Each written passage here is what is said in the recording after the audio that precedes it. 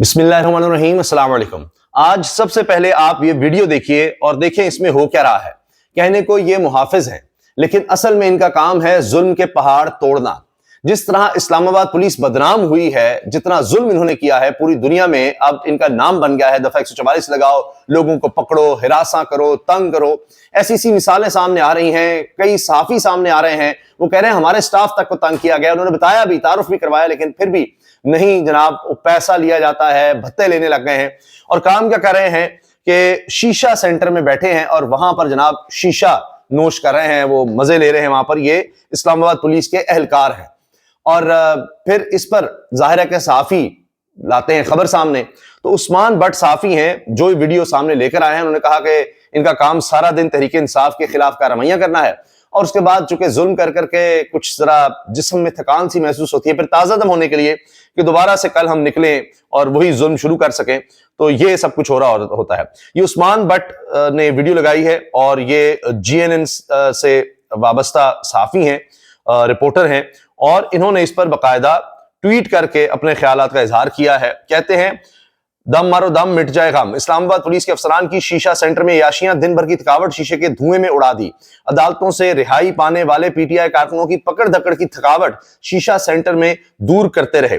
जराये के मुताबिक ये शीशा कैफे मुस्लिम लीग नून के अहम रहनुमा के बेटे का है। अरे वाह, क्या कॉम्बिनेशन है जी, मुस्लिम लीग नून के रहनुमा के बेटे का ये शीशा सेंटर है। और वहां जाकर थकावट दूर, फिर उसके बाद जनाब जो हुक्म मेरे आका, और फिर शुरू हो जाओ अगले दिन के लिए। बाकी पाकिस्तानियों का हाल क्या बताएं। यूनान में कश्ती हादसे में अब भी दर्जनों पाकिस्तानी लापता हैं। पाकिस्तानी सफीर ये बता रहे हैं पता नहीं कितने इनमें से जाँ बहक हो गए हैं। कभी कोई फिगर आती, कभी कोई फिगर आती है। यहां तक खौफनाक खबरें हैं कि इनमें बच्चे भी शामिल थे। इतने अफसोस और दुख की बात है। और उसके बाद अज़मा बुखारी साहिबा आकर बड़ी ढिठाई से कहती हैं कि ये जो हमने लाखों रुपया तनख्वाहें बढ़ाई हैं, इसमें से टैक्स भी जाना है। आप अंदाजा लगाइए कि अय्याशियां हो रही हैं। पंजाब हुकूमत कह रही है हम भी अय्याशियां करें, सबको कराएं। तनख्वाहों में लाखों रुपया इजाफा कर दिया है मेंबरान की। भाई अगर नहीं आपका गुजारा हो रहा, छोड़ दें, आप ना आए, मेंबर ना बने।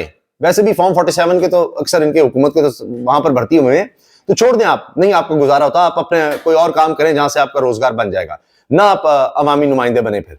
और लाखों रुपया बढ़ाते जा रहे हैं, बढ़ाते जा रहे हैं, कोई शर्म नहीं है। और यहां पर हाल यह है कि लोग गुर्बत से तंग आकर, पता है कि खतरा है, जान का खतरा है, लेकिन क्या करें।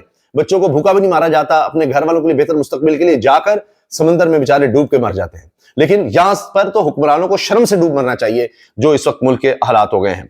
इस हुकूमत का हर दिन मुल्क पर भारी है। शायद खान अब्बासी भी तंग आकर बोलने लगे हैं। लेकिन अब देखिए हो क्या गया है।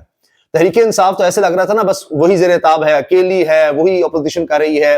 अब हुआ यह है कि हुकूमत ने पिछले 24 घंटों में खुद इतनी गलतियां की हैं कि अब उनका रवैया भी बदलने लग गया है। आप देखिए, खासतौर पर रिचर्ड ग्रैनेल जो अहम तरीन मेंबर हैं ट्रंप की टीम के, उनके साथ जो इस वक्त लड़ाई चल गई है वो पर्सनल हो गई है। तहरीक इंसाफ को कुछ करने की अब जरूरत नहीं है, बीच में आने की जरूरत नहीं है। वो तो ये कह रहे थे कि इंसानी हकूक की पामाली हो रही है, इमरान खान की रिहाई का। देखिए अब तो पर्सनल हो गया काम। जंग जियो ग्रुप को समझ नहीं आ रही। पहले रिचर्ड ग्रैनेल के खिलाफ खबर लगाते हैं, फिर उसको डिलीट करते हैं, फिर दोबारा लगा देते हैं। जिस तरह उनको अहकामात आ रहे हैं वो करते चले जा रहे हैं। और अब तो रिचर्ड ग्रैनेल पर्सनल हो गया। वो कहता है जी मैं तो फिर कहूंगा इमरान खान की रिहाई, जो करना है कर लो। यानी वो तो अब बिल्कुल बैठ गया है, टारगेट बना लिया है। और इसका रद्दमल भी आने लग गया है। रद्दमल ऐसा कि अब राना सनाउल्लाह की गुफ्तगू, ख्वाजा आसिफ की गुफ्तगू बड़ी सॉफ्ट होने लग गई है। हुकूमत की अहम मीटिंग्स अब चल रही हैं कि करना क्या है। इस वक्त शदीद परेशानी है। और अब तो फजलुर रहमान साहब मैदान में आ गए हैं। उधर अमेरिका, इधर फजलुर रहमान साहब। तो तहरीक इंसाफ को अब ज्यादा कुछ करने की जरूरत नहीं है, क्योंकि हाल ही हो गया। अब जमात इस्लामी भी आ रही है, एक एक करके सब आ रहे हैं। बाकी जनाब इमरान खान ने आखिरी मौका दे दिया है और 2 मुतालबात अब हैं जो हुकूमत तक पहुंचा दिए गए हैं। वरना उसके बाद सिविल नाफरमानी की तहरीक का आगाज कहा जा रहा है ओवरसीज से होगा और रेमिटेंसेज रोकी जाएंगी। उसी से जनाब भट्टा बैठ सकता है। हालात बड़े खराब है पहले ही। अब फजलुर रहमान साहब ने जब कहा है कि मदारिस बिल के तयशुदा मामलात में तब्दीली हुई तो फिर फैसला ऐवान नहीं मैदान में होगा, तो फजलुर रहमान साहब तो मजबूर हो जाएंगे। क्योंकि आप देखिए ना, इनका वोट बैंक कहां है, मदारिस के थ्रू है। वही बच्चे मदारिस से पढ़कर निकलते हैं, वही जाते हैं माशरे में, इमाम मस्जिद बने या दीगर उन्होंने काम किए या वैसे भी, तो वही इनका वोट बैंक होता है। कल को उनकी फैमिलीज होती हैं, वो अपने बच्चों से भी वही वोट डलवाएंगे, अपनी अहलिया से भी डलवाएंगे, तो इनका वोट बैंक वो है। तो मौलाना फजलुर रहमान साहब का तो सारा वोट बैंक ही वाइप आउट हो जाएगा अगर उनके मदारिस की उस तरह रजिस्ट्रेशन नहीं होती जिस तरह वो चाहते हैं। उन्होंने कह दिया। अब उन्होंने मुफ्ती मुनीब को भी साथ मिला लिया है, मुफ्ती तकी उस्मानी को भी साथ मिला लिया है। और अब वो कह रहे हैं कि हम तो मदारिस बिल पर वफाकी मदारिस का मुल्क भर में अवामी राबता मुहिम शुरू करने का फैसला, तो वो अलग से मैदान में आ रहे हैं। تو اب یہ تو معاملہ خراب ہو گیا. فضل الرحمان صاحب کہہ رہے ہیں کہ نہیں, کون سے بات چیت, مذاکرات کون سے, اتنا عرصہ لگا تھا جب 26ویں آئینی ترمیم کا سارا ہوا تھا, اس وقت ہمارے پاس دوڑ دوڑ کر آ رہے تھے, تب یہ ساری چیزیں طے ہو گئی تھیں. تو اب آپ مدارس کو رجسٹر کریں وزارت صنعت کے انڈر, کیونکہ اس سے ان کو ذرا سہولیات میں آسانی ہوگی. وزارت تعلیم کے انڈر کہتے ہیں جی ہمارے مسلسل ہمارے اوپر چیک رہ رہا ہے, بڑے مسائل ہیں, ہر چیز کے لیے اجازت اور یہ اور وہ, تو اب معاملہ وہاں بھی خراب ہو گیا ہے. تو اب یہ لڑائی الگ سے شروع ہو گئی ہے. مدارس بل پر مولانا فضل الرحمان کے ساتھ پھر بیٹھنے کے لیے تیار ہیں اعظم نذیر تارڑ. اب مولانا سے بیٹھنے کو تیار نہیں ہو, کہنے جو ہو گیا ہے اس پر بس عمل کریں آپ, وہ ایکٹ بن چکا ہے, لیکن یہاں لڑائی ہے اور یہ ابھی چلنی ہے, یہ شدید ہوگی. لیکن الٹیمیٹلی مجھے یہ لگتا ہے کہ حکومت کو گھٹنے ٹیکنے پڑیں گے, ورنہ حالات مزید حکومت کے لیے خراب ہوں گے. اگر مولانا بیچ کا کوئی پھر راستہ نکال لیتے ہیں تو وہ الگ بات ہے. پنجاب حکومت پیپلز پارٹی کے ساتھ ہاتھ کر گئی, رہنماؤں کے خلاف دہشت گردی کے مقدمات. ارے واہ.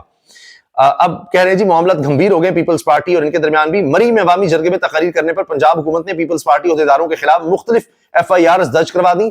پیپلز پارٹی لیڈرشپ کے خلاف دہشت گردی کے مقدمات بھی درج کروائے. مری جرگے کی FIRs میں پیپلز پارٹی کے مرتضی ستی, مہرین انور راجہ, آصف اشفاق ستی اور دیگر نامزد ہیں. اچھا, مسلم لیگ نون مسلسل پیپلز پارٹی کے تحفظات دور کرنے کے لیے مذاکراتی کمیٹی سے وقت مانگ رہے ہیں.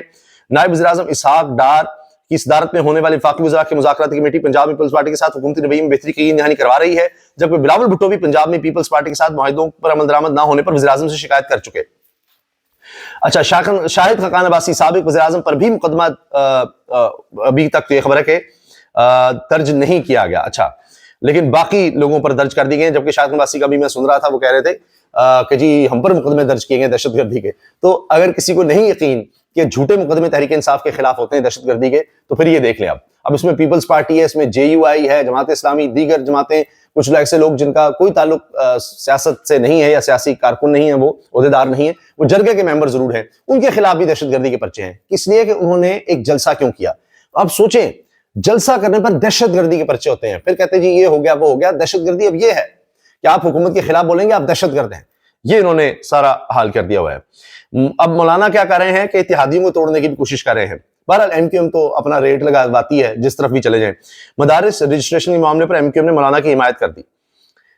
اب مفتاح اسماعیل صاحب نے کہا ہے کہ شرح سود کم ہونا خوش آئند ہے. جو لوگ کہتے ہیں مہنگائی کم ہوئی, تو مہنگائی کم نہیں ہوئی. جس رفتار سے مہنگائی بڑھ رہی تھی اس رفتار میں کمی آئی ہے, لیکن اس میں یہ ہوا کہ جو 160 روپے کلو دال تھی وہ 200 میں مل رہی تھی, اب وہ 225 میں ملے گی.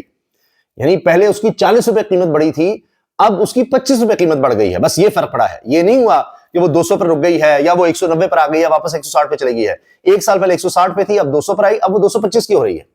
یہ حال ہے. اور یہ سابق وزیر خزانہ مفتاح اسماعیل کے الفاظ ہیں, اور کہہ رہے ہیں کہ لوگ مر رہے ہیں جا جا کر, کوئی یہاں پر قیمتیں خرید بھی نہیں رہی. لوگ تو 160 میں نہیں خرید پا رہے تھے, 200 یہاں سے خریدنی تھی, اب 225 کی ہو گئی ہے. تو خوراک کا بحران آ گیا. تو حکومت کہتی ہے ہم نے مہنگائی کنٹرول کر لی. یہ اتنے جھوٹے ہیں. یہ جو کر رہے ہیں پولیٹیکل دہشت گردی ہے. نون لیگ صرف اقتدار کے لیے اتنا نیچے گری. شاہد خان عباسی یعنی انہوں نے ان کو پولیٹیکل دہشت گرد قرار دے دیا ہے. فواد چودھری کی ڈیالہ جیل میں عمران خان سے ملاقات, فوج کے ساتھ کشیدگی کم کرنے کا مشورہ. اب یہ لوگ بیچ میں آ گئے. فواد چودھری صاحب عمران خان سے کہہ رہے ہیں کہ آپ اپنا Twitter handle social media Pakistan میں لے آئیں, اس کی لینگویج بہتر ہو جائے گی. تو شامت قریشی سے ملاقات, پھر اشارے آپ سمجھ رہے ہیں, شامت قریشی سے بھی ملاقات کروائی جا رہی ہے جیل میں, فواد چودھری سے بھی کروائی جا رہی ہے, دیگر لوگوں سے کروائی جا رہی ہے, جو آپ سمجھتے ہیں کہ ذرا بیچ کا راستہ نکالنے کی کوشش میں ہوں گے. اور اب آپ کو زین قریشی کا بھی پتہ ہے. اب دیکھتے ہیں معاملات کہاں تک بنتے ہیں. کمیٹی کے پاس مذاکرات کا پورا مینڈیٹ ہے, مگر حکومت کنفیوژن پھیلا رہی ہے. فیصل چودھری. اسلام آباد میں 29 دسمبر کو عظیم الشان ملین مارچ ہوگا. امیر جماعت اسلامی کا 29 ستمبر سے ملک بھر میں مظاہروں کا اعلان. ملین مارچ کا بھی اعلان کر رہے ہیں, مظاہروں کا بھی اعلان کر رہے ہیں, کیونکہ یہ جماعتیں اب اپوزیشن کی جماعتیں بننے کی کوشش کر رہی ہیں, چاہے مولانا ہو چاہے جماعت اسلامی ہو. اور وہ کہہ رہے ہیں کہ جی ہم بھی اب نکلیں گے.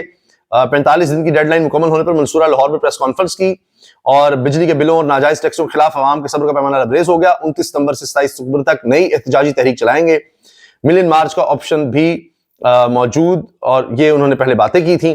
اب وہ کہہ رہے ہیں کہ جی ہم جو ہے وہ اب نکلیں گے دوبارہ, کیونکہ اب انہوں نے کہا پہلے ہماری باتیں یہ نہیں پوری ہوئی تھی جب ہم نے 29 اس وقت کہا تھا اور وہ سارے مطالبات نہیں ہوئے. اب انہوں نے کہا ہے 29 دسمبر کو عظیم الشان ملین مارچ ہوگا. حکومت اور اداروں کو اپنی آئینی حدود میں رہ کر کام کرنا ہوگا. اور یہ ہے جی اعلان جماعت اسلامی کی طرف سے. پاکستان کے امیر حافظ نعیم الرحمان نے اعلان کیا 29 دسمبر کو اسلام آباد میں اہل غزہ و فلسطین کے حق میں عظیم الشان ملین مارچ ہوگا. منصورہ میں تقریب سے خطاب کرتے ہوئے انہوں نے کہا کہ آئین اور قانون کی بالادستی کے بغیر ملک آگے نہیں بڑھ سکتا. تو اب حکومت کے لیے ٹینشنز مزید بڑھ رہی ہیں. آپ دیکھتے ہیں کہ 29 دسمبر کو یہ جب اسلام آباد میں آتے ہیں تو پھر کیا منظر ہوتا ہے. اجازت دیجیے, اللہ حافظ.